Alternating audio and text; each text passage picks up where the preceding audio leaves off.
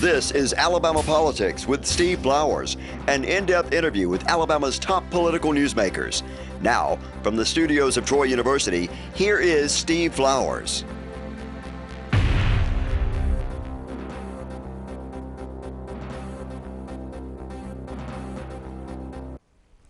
I'm Steve Flowers, and welcome to Alabama Politics.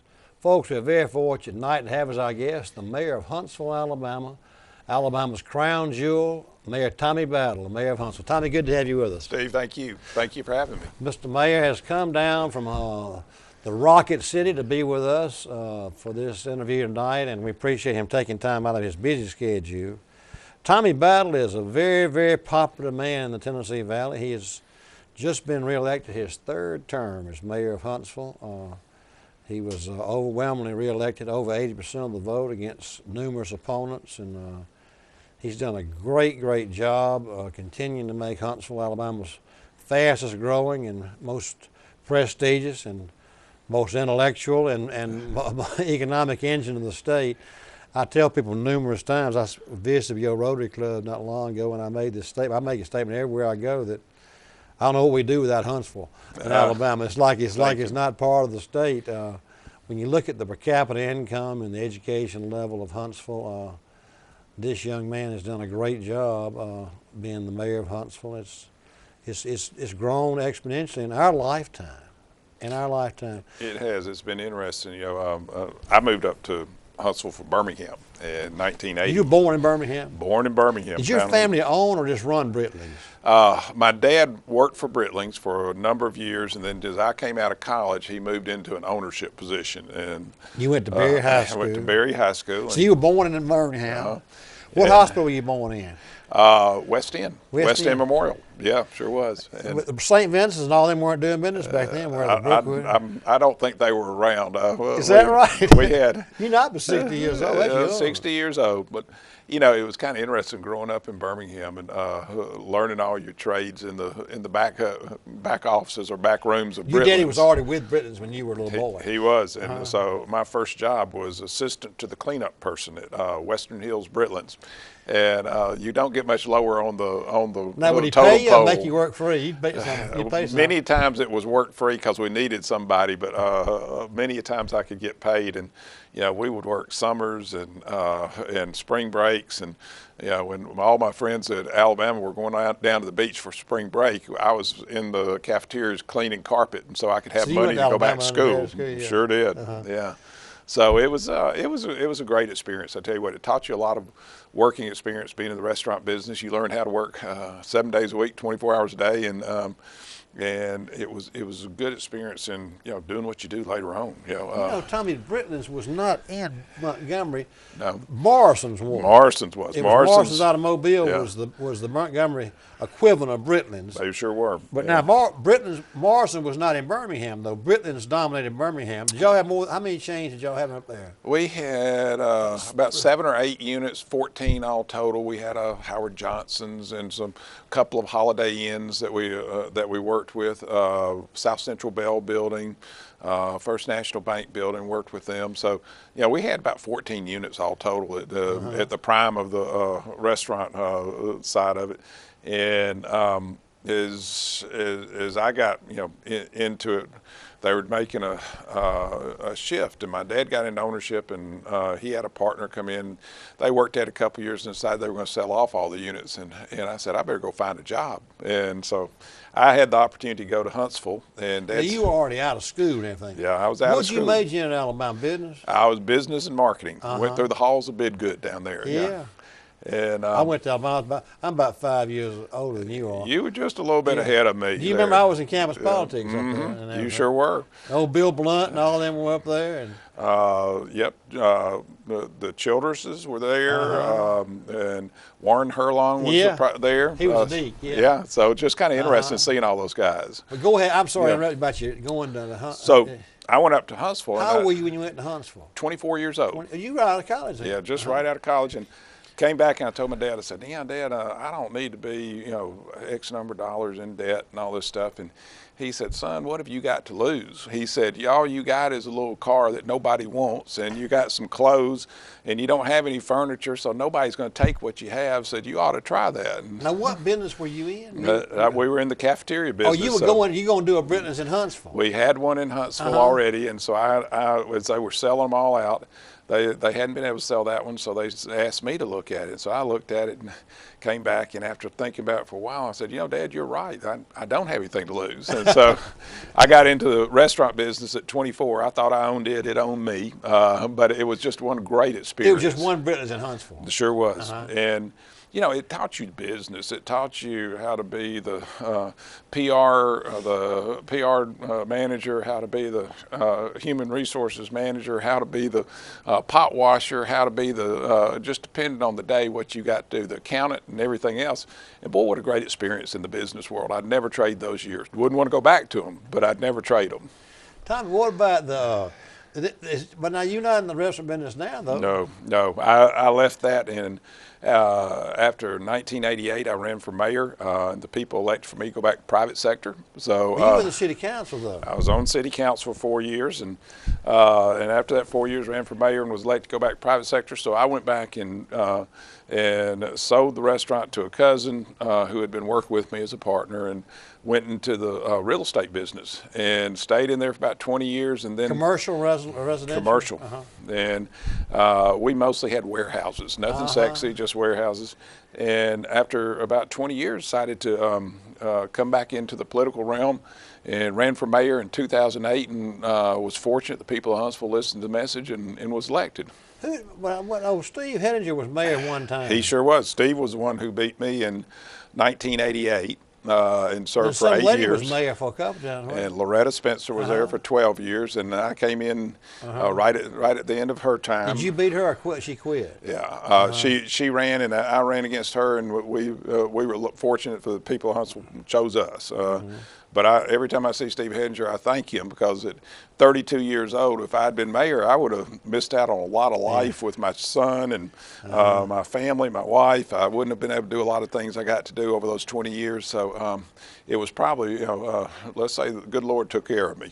Yeah, it always does. The thing about it, I've had so many people over the years that were in politics at a young age, and then they got beat but one of the prime examples was Jerry Beasley. I mean, Beasley, he spent every dime he had running for governor in 1978. Matter of fact, I tell Beasley this, and he agrees with me. Of course, everybody agrees it's the best thing that ever happened to him. He lost, but he had the record for spending the most money for votes anybody's ever spent. He had plenty of money. He raised money that 78 governor and ran fifth. Sid McDonald beat him in 78.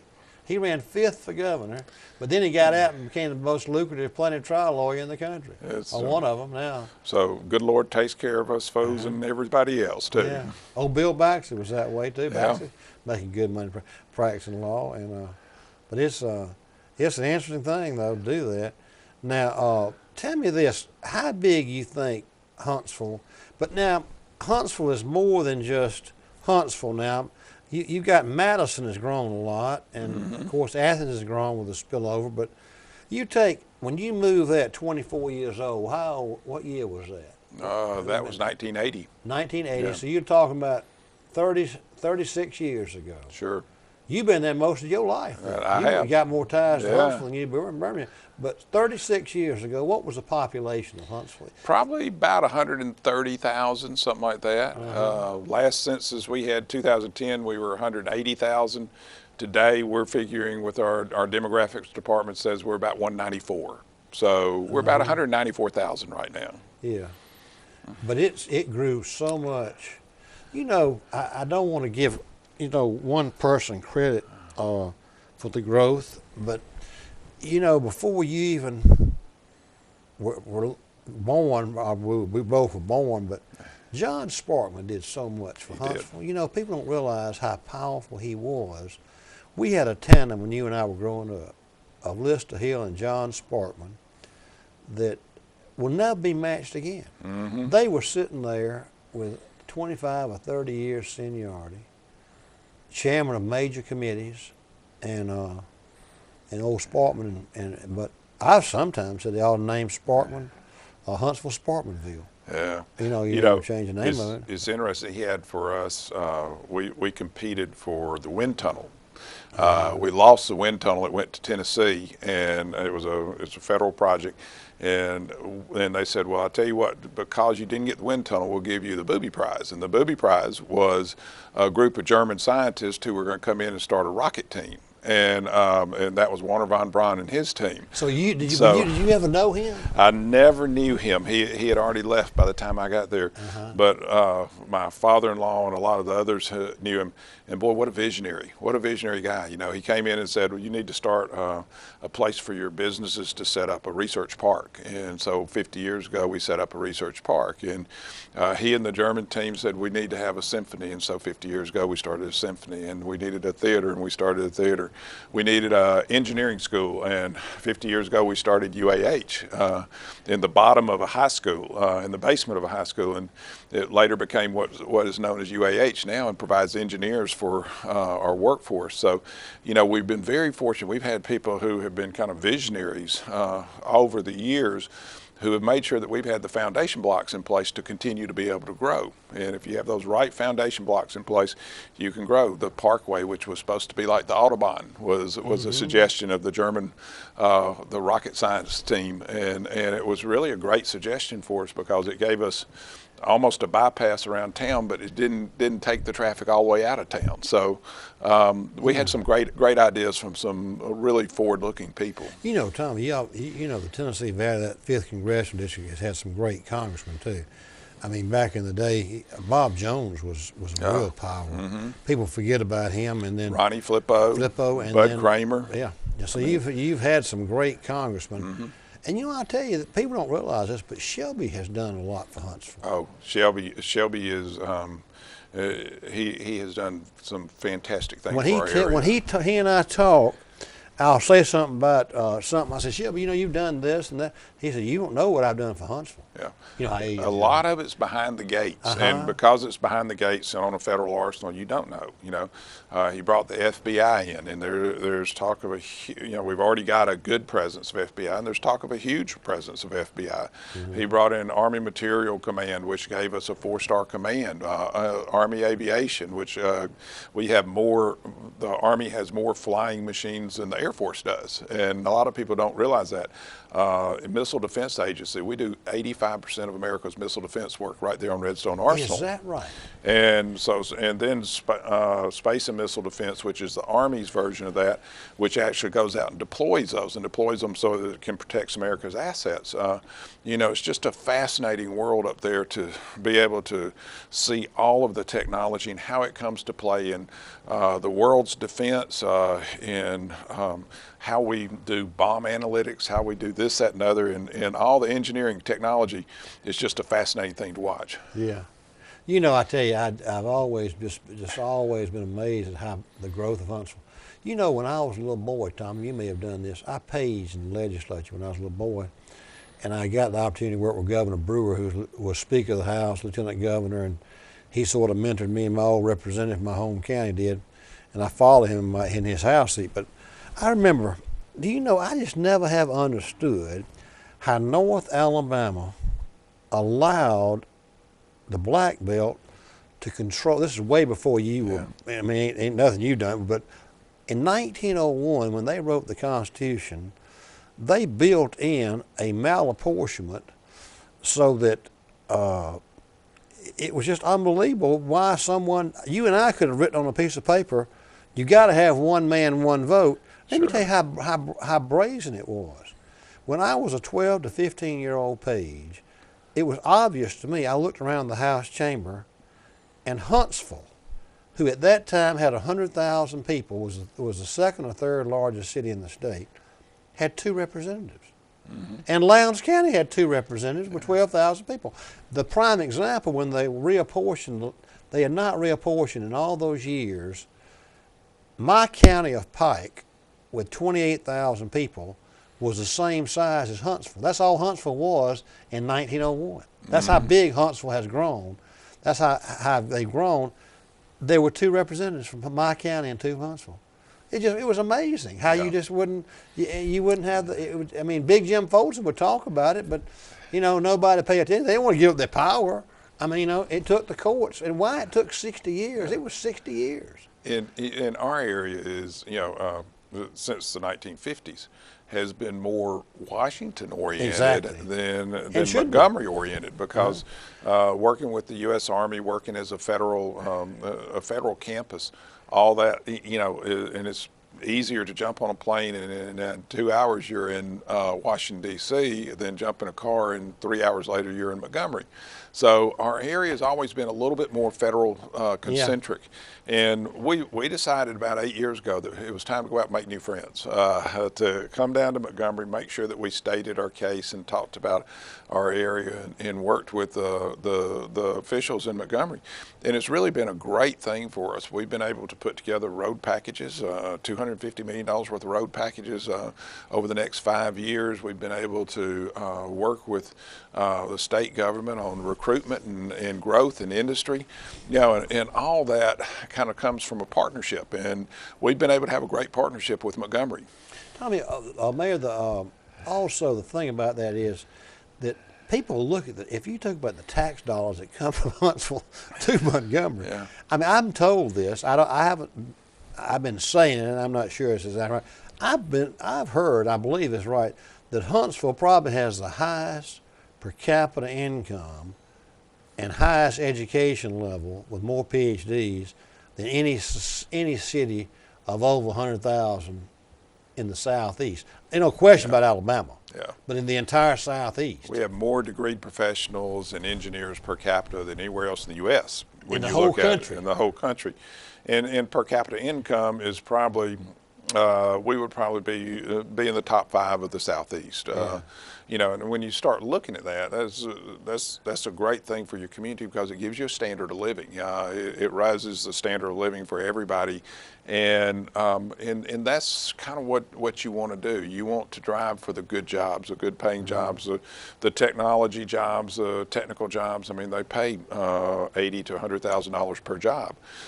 We just brought in Polaris with 2,000 jobs and paid an average of $45,000 a job. And you look at that, 2,000 jobs, $45,000 a job, it's $90 million a year coming into your community and being spent by employees. And so that makes your whole area grow. And it's not just Huntsville. I mean, it's all the North Alabama area, because our job market is about a 14-county area and goes into South Tennessee. And people drive from all those areas. We have 110,000 people that come into the city of Huntsville and work every day. Then they drive back to another area. So it's the good thing about it is we're able to employ a whole region, not just our city or just our county. I know it. That's right. That's the I thought about it. Speaking of which, you're promoting Amendment 11. Amendment 11, yes I am. Which is important for the Huntsville area and other cities too. Tell our viewers about Amendment 11. Explain it to them. We got 14 amendments on the ballot, folks, on Election Day, and y'all don't forget to vote for them. I don't know of anybody against any of them, really. I've had a lot of people talk about 1 and 2, which may be controversial, but I haven't had anybody say anything negative about 11 or 14. 14's important too, y'all. It makes sure all local bills are okay, But he wants to talk about 11, which is good for the state and good for Huntsville. And 11 is mainly jobs and industry. It gives local governments the ability to fund infrastructure. Infrastructure will be roads, sewer, water, bringing bringing roads into an industrial site. And bringing all that into the industrial site, it's got to be paid for one way or the other. Say with Polaris, it cost us $10 million to put the road system in, to bring in water, sewer, bring in electricity, and also bring rail to that area. So Amendment 11 gives us the ability to set that off as a district, and then the revenues that come through the property tax that the industry pays us back, pays the local governments back for the money that they invest in the project. It's really kind of a win-win for everybody. You let the industry pay for its own incentives, that money comes back, it pays for roads, sewer, water, land, all the things that you have to have industrial development. And a lot of people say, I just wish we didn't even have to have incentives. And I do too. But if we didn't, we would be sending all our jobs to Tennessee, to Georgia, to Florida, to Mississippi. When we competed for Polaris, we were competing against Georgia and we were competing against Tennessee. And they came to our area because we invested back in our community. They said, we looked at your 10-year capital plan. I said, man, I thought only insomniacs looked at somebody's 10-year capital plan. But they looked at our 10-year capital plan. They said, you're investing, the money you're investing back in your community means that our $130 million that we're investing in a plant will be good for the next 25, 30, 50 years. And that's what we're looking for, a long-term place to be.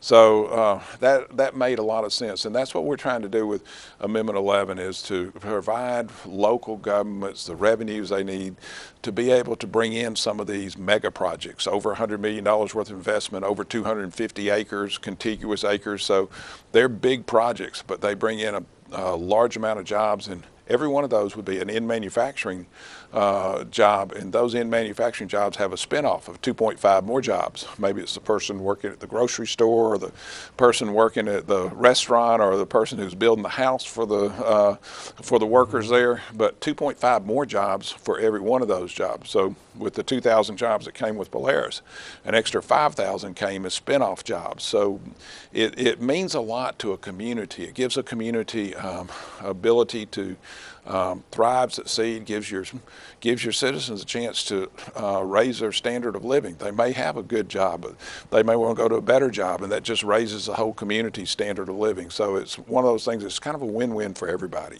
Tom, Mayor, did Montgomery use that same incentive to get the Hyundai plant here, They did not at that time, but I've talked to Todd since then, to Mayor Strange, and we've had some good conversations about it, and he's very interested in using this. We didn't have that in place so that you could use it at that time, and that was one of the reasons that we brought forward Amendment 11 to the legislature, is we wanted to use it for the Volkswagen plant, which we came in second for, and we didn't have the tools in place to be able to win that competition. You think if we'd had 11, we'd have gotten Volkswagen? If we'd had 11, we would have had a lot better shot at Volkswagen. We kept and when they lost to Tennessee? They went to Chattanooga, and we kept right having next to y'all. Really did. We kept having to tell them, said, you know, now we can work, we'll do this, but we have to go to the legislature and get this passed, and we have to go get this passed. And every time you said that, Tennessee already had that set up in their tool chest, and they'd start looking and saying, well, I think we might just want to go where we know that we have this, that we have a bird in hand here, rather than something that may be a promise for the future, and maybe they can deliver, but we know it's sitting here in Chattanooga. So that's how we got started with it, and you know, it does give us the ability to do some large projects. Volkswagen would have been 6,000 jobs. The spinoff of it would have been another 15,000 jobs. So I mean, you think about 21,000 jobs hitting any area, what that does for the whole economy of the area. It helps an area grow, and it helps the community be able to put in that infrastructure that you need to make that growth work. Mayor, it looks like Mobile and Montgomery have as much dog in this fight as y'all do. They do. There are 88 sites across the state that that could be a certified site, or could be a site that you would want to use this this type of financing in. And so that goes all the way from Mobile to Huntsville, from Georgia line to the Mississippi line, in 88 different spots throughout this state. So it means every section of the state can use this Amendment 11 so that their local governments can help bring jobs in. Let me ask you this. You know, for years, Huntsville, you're right, was left, the big cities, Birmingham and Huntsville, got left behind some during the Wallace time, because Wallace would put roads in the country where there weren't any people, and where the people were in Huntsville and Birmingham didn't get the. But have y'all caught up with your road structure up there? We have. We have an average 18-minute commute to and from work, which is something that not many mid-tier cities can say. And you know, and we have put a lot into our roads, into our infrastructure. We have a 1990 capital plan, a 2014 capital plan, which puts about $40 million a year into just capital plant extensions in the area. That can be roads, that can be fire stations, that can be sewer, that can be water, that can be any number of things that helps you continue to grow and helps you be able to keep up with your infrastructure. Part of your quality of life is an 18-minute commute to and from work. If you can make sure that you have that kind of average, show beats Atlanta. We make the Atlanta, the Washington, the Beltway, the West Coast, East Coast folks, we can make them jealous. And you know what? People probably look at that. And the thing about that infrastructure y'all have done so much, so well, and during your time as mayor and during the last 20 years is, when I go to Huntsville, it's obvious that the road system is in good shape. Because one thing you brought up, I'd known this in the back of my mind for years, but hadn't thought about it. There are a lot of people who drive into Huntsville to work, that work at the Arsenal or one of the high-tech industries there in Huntsville, and they may farm over in Marshall County. They sure do. Or they farm, in Limestone, or I've just heard that for years. You even have folks driving from Scottsboro over there. We have Fort Payne folks coming in. We have the second largest research park in America, and there's 27,000 people who come in there and work every day. There's an average income is $80,000 per job in that area, so that can attract people from all over North Alabama. Fort Payne, the Shoals area, from Sand Mountain area, we have people coming in from every different direction, and even into South Tennessee. When we go see Representative Desjardins in South Tennessee, we always remind him that we have more of his people who live in his district working in our town than he has anywhere else. And so we have about 7,000 people who live in Tennessee and actually come down and work in the Huntsville area. Far. No, it's not. Mayor, what about, you talking about that, talking about that distorts how big Huntsville really is. When you think about it, if you take that in consideration, it's probably second biggest city in the state, isn't it? We grow a little bit every year. We're sitting 194. We're about equal to Mobile. Montgomery's 196, 198. Birmingham's 212. And being bigger isn't necessarily the greatest thing in the world. If you can, I always say I'd rather be better than bigger. As long as we can provide a good quality of life, a good education, we have a great education system in our secondary and our public school systems, and you can provide an infrastructure there so that people can get from here to there. If you can provide that, then you've got a recipe for success for a city, a state, or whatever. Well, you've been successful in Huntsville, no question about it. It's the crown jewel of Alabama. Mayor, our time is up. Folks, tonight our guest has been the mayor of Huntsville, Alabama, Tommy Battle, who has been the mayor of at least 8 years now, and he's just been elected his third term. He's promoting Amendment 11. So you folks be ready to vote for him. I don't know if anybody against 11 or any of the other 14 amendments. So y'all look out for them. Don't forget to vote on Tuesday. And we hope you'll tune in again next week for This Week in Alabama Politics. And we thank Mayor Battle for being with us. Thank you. Thank you, Mayor. Thank you so much. Yes, sir.